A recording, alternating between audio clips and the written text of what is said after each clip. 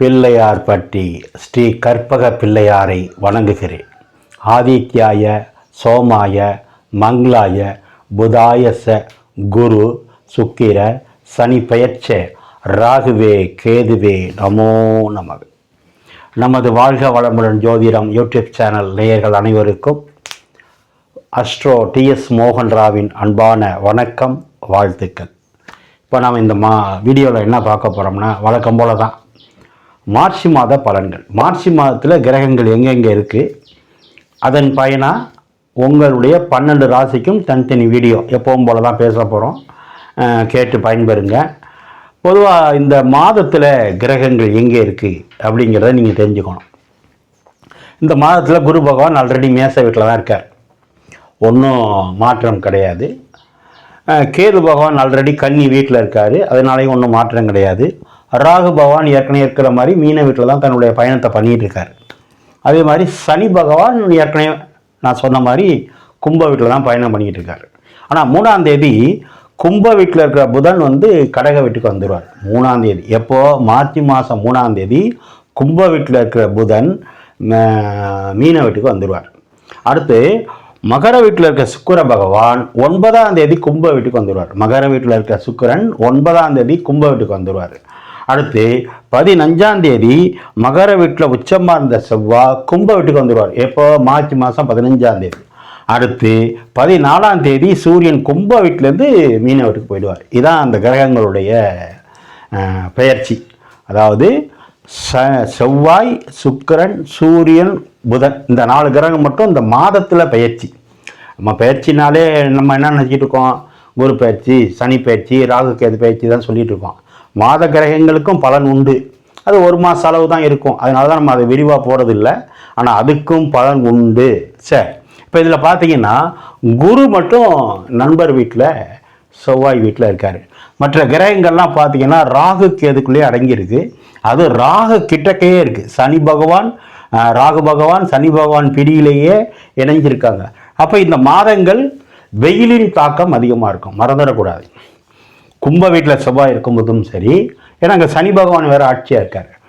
ராகுவோட சூரியன் சேர்றார். அப்போ பொதுவாகவே பார்த்தீங்கன்னா இது பங்குனி மாதம், இது மாசி மாதம். மாசி மாதமும் பங்குனி மாதம் தான் அதிகமாக கோவில் திருவிழாக்கள் நடக்கும். அப்போ வெயில் அதிகமாக இருக்கும். ஏன்னா நெருப்பு கிரகங்கள் இந்த ராகு கேது, ராகு சனியோடு சேரும்போது, செவ்வாய் ஒரு கங்கு கிரகம், நெருப்பு கிரகம். சூரியன் ஆல்ரெடி எப்போவுமே பங்குனி மாதம் நெருப்பு. இந்த ராகு மீன வீட்டுக்கு வந்ததுக்கப்புறம் தான் பார்த்தீங்கன்னா கடல் கொந்தளிக்கிறது, அதிகமான நீர்னால், புயலால், மழையால் பாதித்தது. ஏன்னா ராகு ஒரு போர் கிரகம், விரிவுபடுத்துகிற கிரகம், டெவலப்மெண்ட் ஆஃபீஸர் நான் பேரை வச்சுருக்கேன். தென் மாவட்டங்களில் பார்த்தீங்கன்னா தூத்துக்குடி, திருநெல்வேலி, கன்னியாகுமரி தான் 100 ஆண்டுகளுக்கு இல்லாத அளவுக்கு மழை வந்திருக்கு. ஏன், இந்த ராகு நீர் ராசியில் வந்ததுனால. அப்போ கடல் ராசி, நீர் ராசி வந்ததுனால நம்ம பாதிப்புகளெல்லாம் பார்த்தோம். அப்போ என்னென்னு பண்ணிக்கணும்னா, மாசி மாதம் பங்குனி மாதம் உரப்பு புளிப்பை குறைச்சி சாப்பிட்டுக்கிறது, முடியாதவங்க, உடல்நல பாதித்தவங்க அதிகமாக வெயிலில் போகாமல் இருக்கிறது, அல்லது விவேகமான நெருப்பு சம்பந்தமான தொழிலில் இருக்கிறவங்க கவனமாக எச்சரிக்கையாக இருக்கிறது. பாருங்கள், எப்பாவது ஒரு தடவை பார்த்தீங்கன்னா பட்டாசில், தொழிற்சாலையில் தீப்பிடிக்கிறதெல்லாம் இந்த மாதங்கள்லாம் அதிகமாக வாய்ப்பு இருக்குது. இதில் கொஞ்சம் எச்சரிக்கையாக இருக்கணும், அவ்வளோதான். இது பொது பலன் தான். உங்கள் ராசிக்குள்ளே போகும்போது தான் அதில் இன்னும் இண்டிவிஜுவலாக நம்ம சொல்ல முடியும். அப்போ நீங்கள் நேரில் என்ன பண்ணிக்கிறீங்கன்னா, நான் சொல்கிற மாதிரி கேது பகவான் பாருங்கள் கன்னி வீட்டில் இருக்கார். இப்போ கிட்டத்தட்ட 4-5-6 மாதம் ஆச்சு. கன்னி வீடுங்கிறது கணக்கன், ஆடிட்டிங்கிறது. கேது ஞானக்காரன். பார்த்தீங்கன்னா இடி ரைடு, ஐடி ரைடு அதெல்லாம் வந்துச்சு ஒரு சிலருக்கு. காரணம் என்ன, அது கன்னி வீடு, புதனுடைய வீடு, கணக்கன்னு சொல்கிறது, ஆடிட்டிங் சொல்கிறது, பேங்கிங் சொல்கிறது, தொடர்புகள் சொல்கிறது. கேது யார், சுருக்கும் கிரகம். கேது யார், சட்டத்துக்கு, ஆன்மீகத்துக்கு. அப்போ ஒரு சில இடங்களில் இதெல்லாம் நடந்தது. இது பொது பலன் தான், எல்லாருக்கும் இல்லை. ஆக உங்கள் ஜாதகத்துக்குள்ளே போகும்போது தான் விரிவாக பார்க்கணும். இது பொது பலன் தான். ஆனால் உண்மையிலேயே இந்த மாதம் நல்லா இருக்கும். யாராருக்கு எத்தனை % நல்லா இருக்குன்றதை பார்ப்போம்.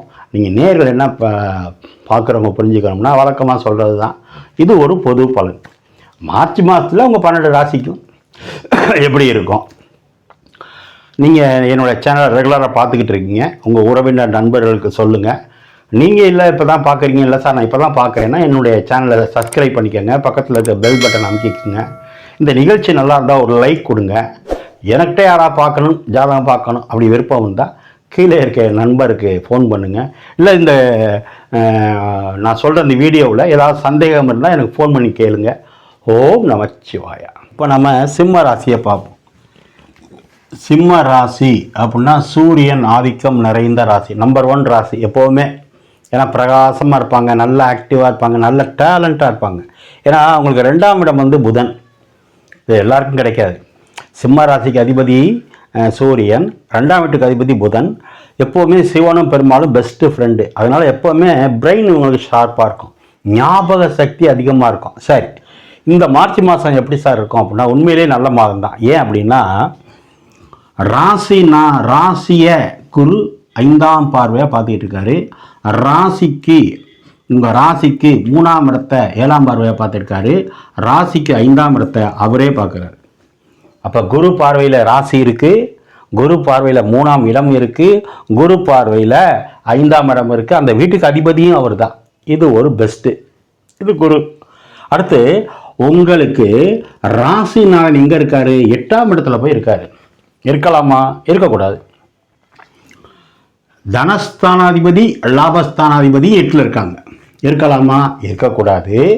ஆனால் இவருக்கு வீடு கொடுத்த இந்த சூரியனுக்கும் புதனுக்கும் வீடு கொடுத்த குரு உங்களுக்கு பாக்கியஸ்தானத்தில் இருந்து உங்களை பார்க்கறதுனால 8ல் இருக்குன்னு நினச்சி வேதனைப்படக்கூடாது.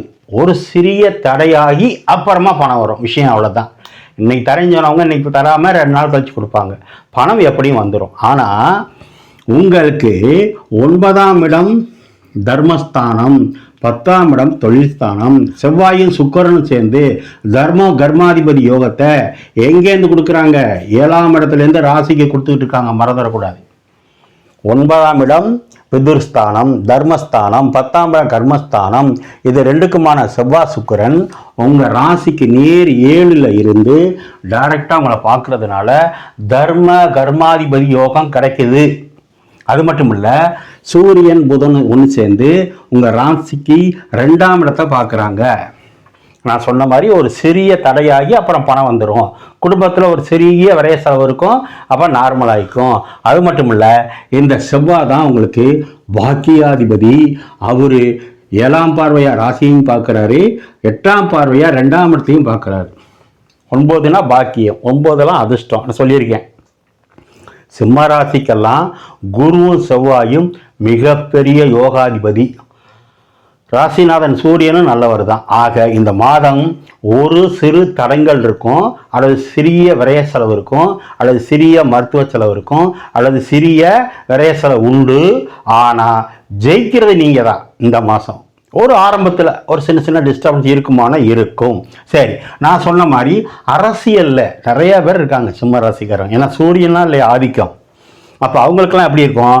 நான் சொன்ன மாதிரி கர்மாதிபதி யோகம் வேலை செய்கிறதுனால அரசியலில் புதிய பதவி கிடைக்கும். யாராவது எம்எல்ஏ எம்பி மந்திரி அப்படி இருந்தால் அவங்களுக்கெல்லாம் உயர் பதவி கிடைக்கும். வேட்பாளராக இருந்தால் ஜெயிக்கலாம். அது மட்டும் இல்லை, இந்த சிம்ம ராசியில் யாராவது 10th +2 எழுதுனா உங்களுக்கு இப்போ கர்மாதிபதி யோகம் கிடைக்குது.